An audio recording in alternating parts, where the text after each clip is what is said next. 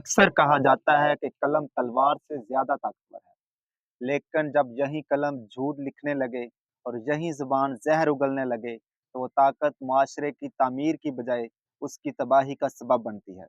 आज हम एक ऐसे दौर में जी रहे हैं जहां फेक न्यूज़ यानी झूठी खबरें महज गलत इतलात का नाम नहीं, बल्कि एक बाकायदा मुनज़्ज़म साजिश की सूरत इख्तियार कर चुकी हैं। यह झूठ अब सादा गलत फहमी नहीं, बल्कि एक सनत है। जी हाँ, फेक न्यूज़ आज एक मुनाफा बख्श कारोबार बन चुकी है।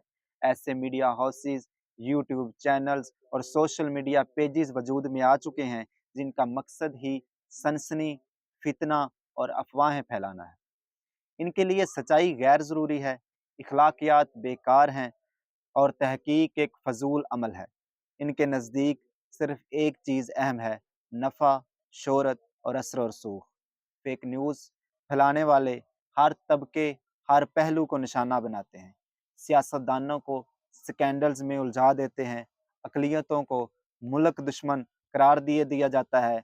ख़वातीन की किरदार कुशी सोशल मीडिया पर आम हो चुकी है और इन अफवाहों का अंजाम आता है तो ना कोई माफ़ी मांगता है और ना कोई ज़िम्मेदारी कबूल करता है। क्या आपने कभी सोचा है कि जब किसी झूठी खबर की बुनियाद पर कोई बेगुनाह शख्स मारा जाता है तो असल कातिल कौन है?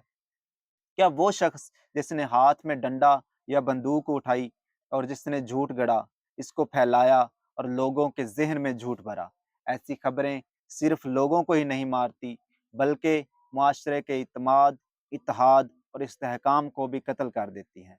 अवाम जब बार-बार धोखा खाती है, तो सच पर इससे यकीन उठ जाता है। लोग सोचते हैं, पता नहीं ये खबर सच्ची है या झूठी, और यूं एक खौफ, शक और बेयकीनी का माहौल जन्म लेता है।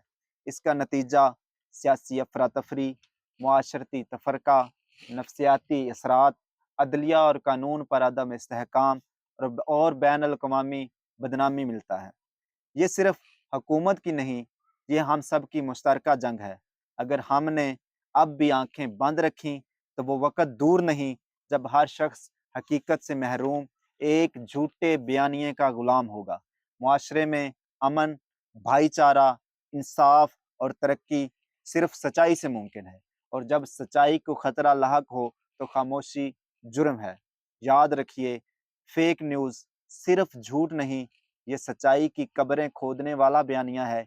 इसके खिलाफ बोलना, लिखना और लड़ना हर बाशऊर इंसान की ज़िम्मेदारी है, क्योंकि अगर झूठ जीत गया तो सिर्फ खबर नहीं, इंसानियत हार जाएगी।